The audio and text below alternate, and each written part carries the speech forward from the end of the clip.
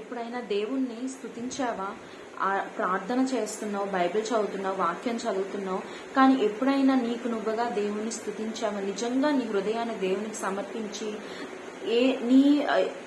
నీకున్న అవసరతలు కాకుండా దేవుడు నిజంగా ఆయన ఏమై ఉన్నాడో దాన్ని బట్టి ఆయన స్తుతించగలుగుతున్నావు. ఎందుకంటే నువ్వు ఆరాధన చేస్తే ఆయన ఘనపరచబడతాడు. ఇప్పుడు చూడండి, లోకంలో ఎవరైనా మనం వారిని ప్రైజ్ చేస్తే, వారిని పొగిడితే వారు ఎంతగానో సంతోషిస్తారు, వారు ఎంతగానో మన పట్ల ఆనందిస్తారు, మనకి ఎంతగానో ఫేవరబుల్గా ఉంటారు. మరి అట్లనే దేవుణ్ణి మనం ఆరాధిస్తే, ఆయన మనం ప్రైజ్ చేస్తే ఆయన ఎంతగానో సంతోషిస్తారు, ఆయన ఎంతగానో మనల్ని కూడా తిరిగి ఘనపరుస్తారు. మరి చూడండి, ఎరికో గోడలు ఎలా కూలిపోయాయి.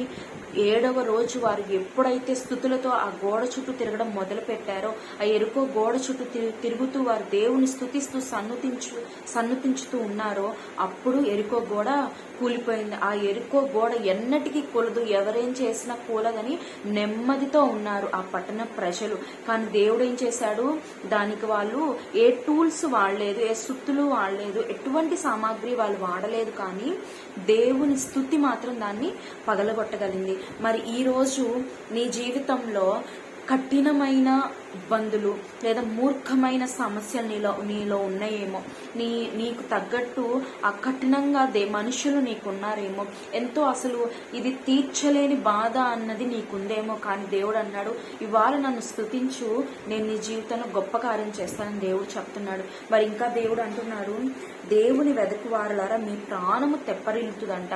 ఎప్పుడైతే మీరు ఆయన స్తుతిస్తారో మీ ప్రాణము తెప్పరిల్లుతుంది. మరి చూడండి, ఎప్పుడైనా మనం డ్రౌన్ అవుతున్నాం అనుకోండి, ఇప్పుడు మనం సముద్ర స్నానానికి వెళ్ళినప్పుడు బీచ్లకి మనం మునుగుతాం, ఒక్కసారి మునిగిపోయినప్పుడు ప్రాణం పోయినట్లు ఉంటుంది, ఒక్కసారి మళ్ళా పైకి లేచినప్పుడు ప్రాణం మళ్ళా తిరిగి వచ్చినట్లు ఉంటుంది. మరి అట్లా మన ప్రాణం తెప్పరిల్లుతుందంట. అంటే మనం ఇంకా మునిగిపోతున్నాం అన్న స్టేజ్లో దేవుడు మనల్ని లేవనెత్తుతాడు. అట్టి కృతజ్ఞత మనకి ఉంటే, అట్టి ఆరాధన మనలో ఉంటే దేవుడు మనల్ని తెప్పరిల్ల చేసేవాడు, మన మనస్సును తెప్పరిల్ల చేసేవాడంట.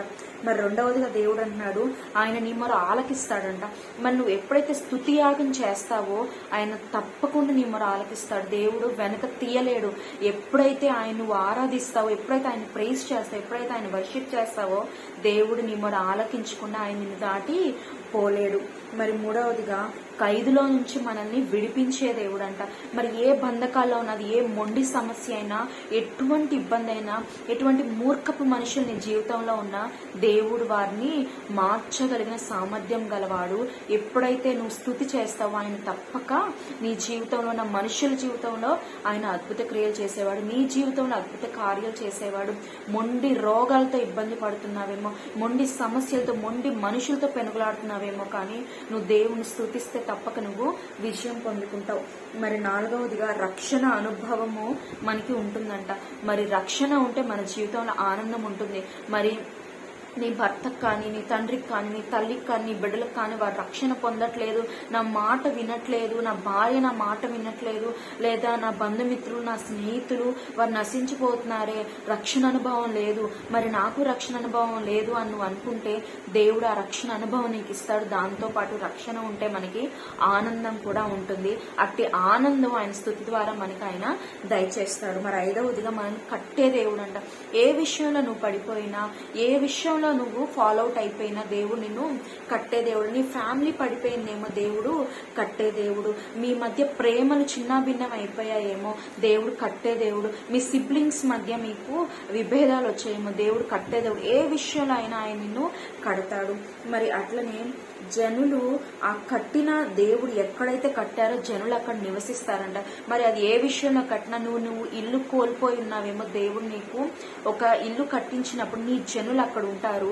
ఆయన్ని ప్రేమించువారు, ఆయన సేవకులు దాన్ని స్వతంత్రించుకుంటారంట. మరి నీ ఆరోగ్యం విషయంలో నేను దేవుడు కట్టినప్పుడు నువ్వు అనేక మందికి నువ్వు ఉపయోగకరంగా ఉంటావు, అనేక మందికి నువ్వు ఆశీర్వాదకరంగా ఉంటావు. మరి నీ కుటుంబాన్ని దేవుడు కట్టినప్పుడు నీ పిల్లలకు నువ్వు ఆశీర్వాదకరంగా ఉంటావు, ఆ కుటుంబంలో నీ బిడ్డలు నివసిస్తారు. దేవుడు నిన్ను కట్టే దేవుడు కనుక ఎప్పుడు ఆయన్ని మర్చిపోవద్దు. మరి ఎప్పుడైతే హన్న ప్రార్థించిందో ఆమె ఏం చేసింది, తర్వాత ఇంకా దుఃఖముఖరాలై ఉండటం మానివేసింది. ఎందుకు? దేవుడు నాకు సహాయం చేస్తాడు, నేను దేవుని స్తుతించాను, ఆయనకి నా జీవితాన్ని సమర్పించుకున్నాను అని చెప్పి ఆమె దుఃఖముఖం కలిగినదై ఉండలేదు. ఎందుకంటే ఆమె హృదయంలో స్తుతి ఉంది. దేవుడు తప్పక మరి ఆలకిస్తాడన్న ఇది ఆవిడకుంది కనుక ఆవిడక దుఃఖముఖం వేసుకోలేదు. దేవుడు ఆమెని దర్శించి ఆమెకు గర్భఫలం ఇచ్చాడు. మరి అట్లనే ఆరాధన అంటే మనము ఎక్కడో చర్చ్కి వెళ్ళే చేసేది కాదు. అయితే దేవుడు అంటున్నాడు, నీ ఇంట్లోనే నువ్వు ఒక స్తుతి పాట పెట్టుకొని దేవుని, ఎంతో మంది ఇవాళ ఎంతో మందిని దేవుడు లేవనెత్తాడు, ఎంతో మంది దేవుని చక్కగా ఆరాధిస్తూ ఉన్నారు. అటువంటి ఆరాధన పాట, ఒక వర్షిప్ సాంగ్ పెట్టుకొని వారితో పాటు నువ్వు ఫోన్లో స్తుతిస్తూ ఉంటే తప్పక దేవుడు నేను దర్శిస్తాడు. ఎందుకంటే అన్ని వేళ చర్చిలో ఉండడం మనకు సాధ్యం కాదు. వారంలో ఒక రోజు 2 సార్లు 3 సార్లు అవుతుంది. కానీ ఎవ్రీ డే, ప్రతి దినం నువ్వు ఎప్పుడైతే ఆయన స్తుతిస్తావో, నువ్వు ఎలా స్తుతిస్తావంటే నీ ఫోన్లో ఒక వర్షిప్ సాంగ్ పెట్టుకొని దాంతో పాటు నువ్వు ఎప్పుడైతే దేవుని ఆరాధించడం మొదలు పెడతావో, ఎందుకంటే ఎక్కడ 2-3 కూడి ఉంటారు అక్కడ నా నామాన్ని ఉంచుతానని దేవుడు చెప్తున్నాడు. మరి ఫిజికల్గా మనం చర్చ్కి వెళ్ళి చేయలేకపోయినప్పుడు కనీసం మన ఇంట్లో ఆయన ఎవ్రీడే మనము దేవుని స్తుతించగలిగినప్పుడు ఆయన తప్పక ఆయన ఆత్మ మన మీదకి తీసుకువస్తాడు, మనల్ని అభిషేకిస్తాడు, మన అవసరాలు తీరుస్తాడు, మనల్ని కడతాడు, మనకి రక్షణానందం దయచేస్తాడు, మొండి సమస్యలు తీసివేస్తాడు. కొన్ని విషయాల్లో ఫాస్టింగ్ చేస్తే మొండి సమస్యలు పోతాయి.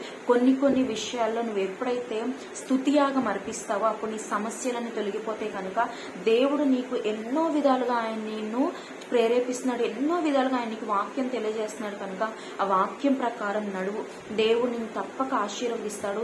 ఆయన యందు మొదట నమ్మకం ఉంచితే దేవుడు తప్పక నిన్ను ఆశీర్వదించి మీతో తృప్తిపరుస్తాడు. ఆమేన్.